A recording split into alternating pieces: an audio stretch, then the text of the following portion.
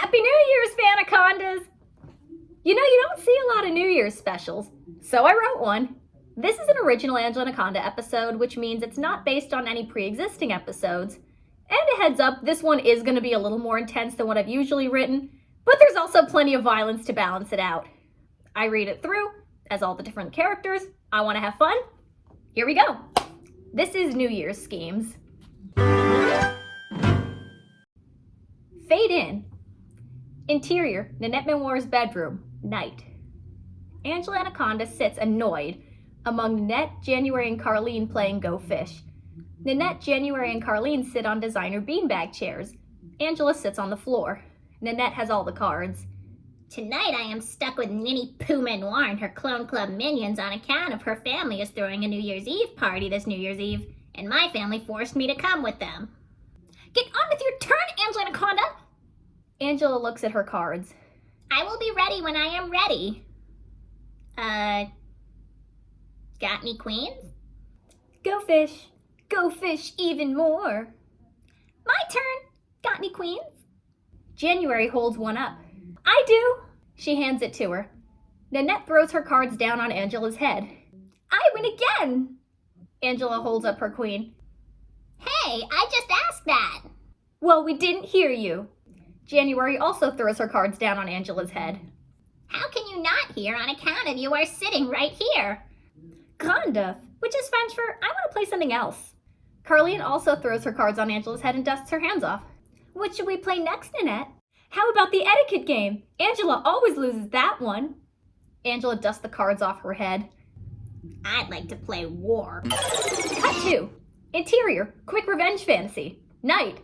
Angela, in a tank, laser blasts Nanette, January, and Carlene into oblivion where they belong. Interior, Nanette Memoir's bedroom. Night. Angela snickers to herself.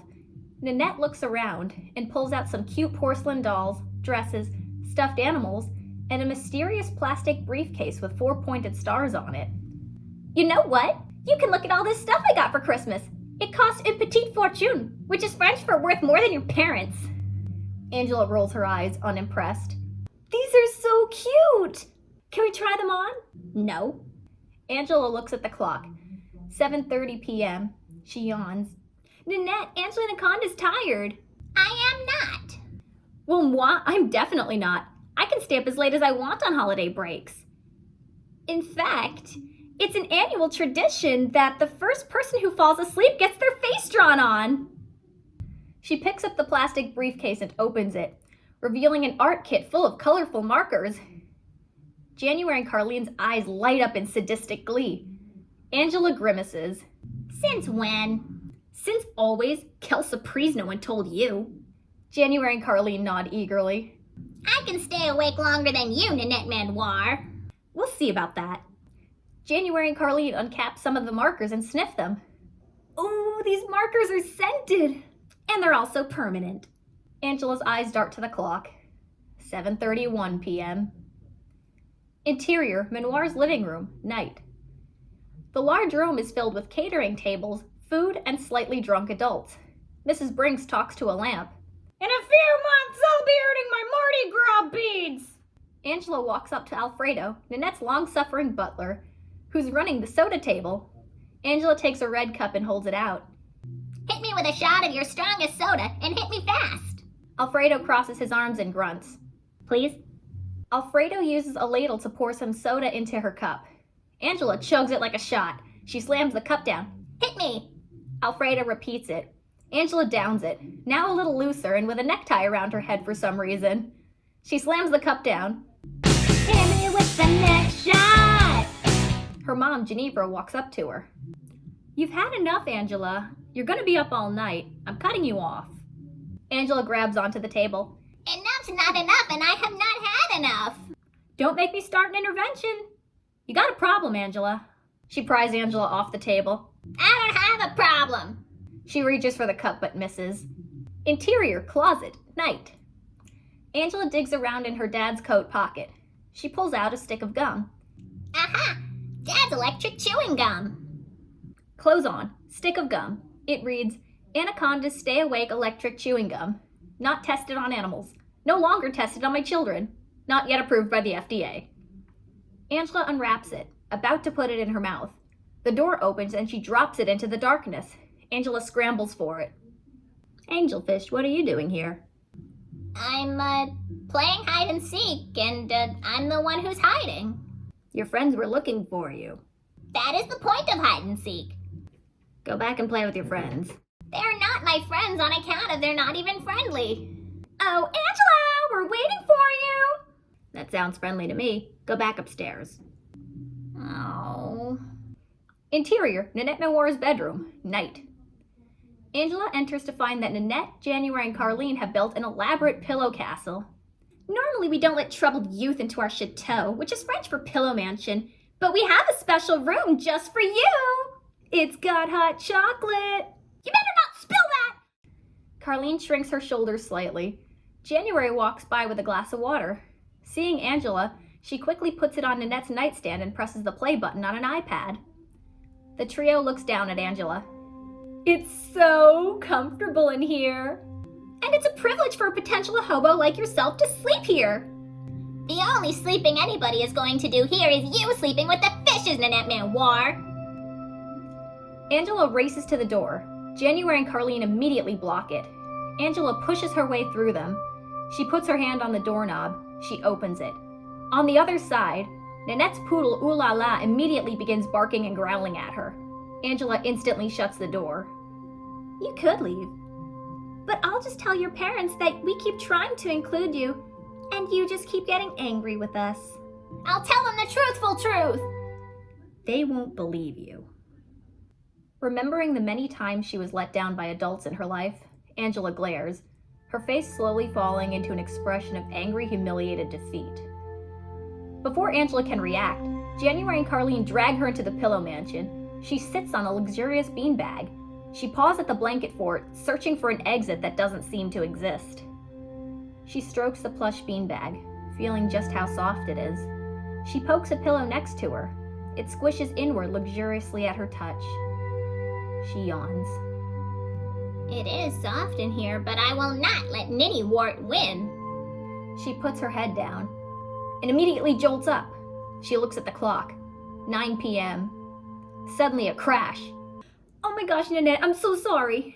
Carleen, you idiot! You got hot chocolate all over my new dress! Now Alfredo has to clean it! I'll go with you. Please don't exclude me. I don't want to be like Angela. Alfredo! The door shuts. Angela blinks. She looks up at the lights. She strokes the soft pillows. She reaches to try and turn off the music, but she's too comfortable, and the iPad is too far away. She closes her eyes as the lights dim. Interior, Nanette Manoir's bedroom, night. Immediately, as if no time has passed, Angela jolts upwards and looks around. She touches her face suspiciously. She hears Nanette, January, and Carleen giggling in the distance. Their happiness is never a good sign. Interior, Manoir hallway, continuous. Angela walks down the hallway.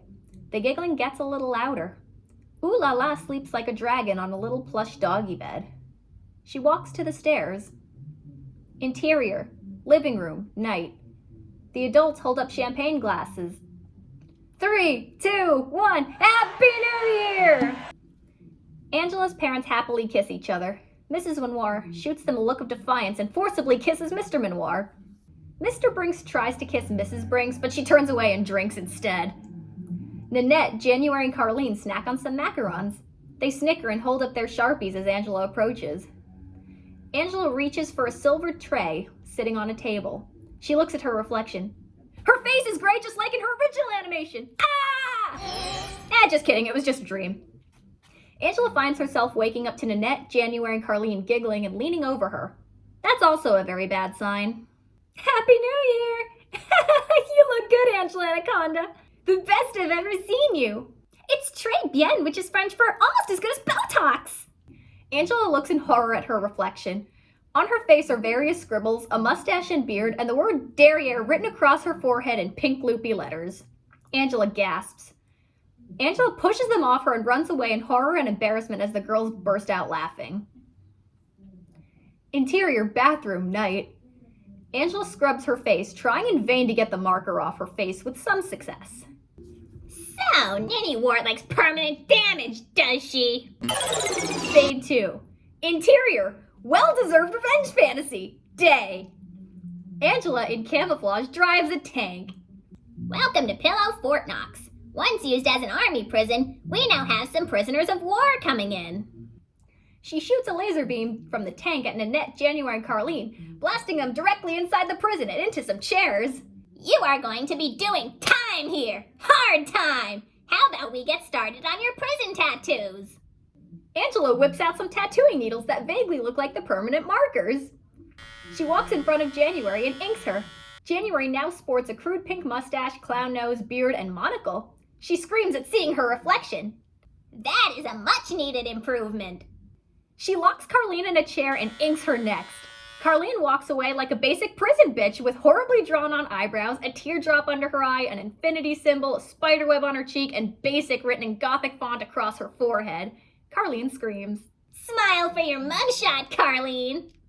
She turns to Nanette. And you, Ninny Poo, we got something extra special for you. Beauty is only skin deep, but ugly goes right to the core. She pulls out the biggest, dirtiest, painfulest needle and inks her. Nanette emerges with her face tattooed like Darth Maul. She puts her hands to her face in utter horror. Angela! Angela! You will say. We're sorry we made sure you lost it everything and then drew on your face and were really mean to you the whole night. Too late, I will say. Ship them off to solitary. Prison bars close in front of them. Angela walks away, twirling the key, before she throws it away right in front of them. Maybe next New Year's, you should resolve to be better people. Interior, Manoir's living room night. Angela exits the bathroom. Geneva puts on her own coat and shoes. There you are, Angela. Did you have fun? No. I'm sorry about that. Well, good news is we're going home. Yay! Go get your coat. Do you remember where you left it? I think I left it upstairs where I left it. Interior, Nanette Manoir's bedroom.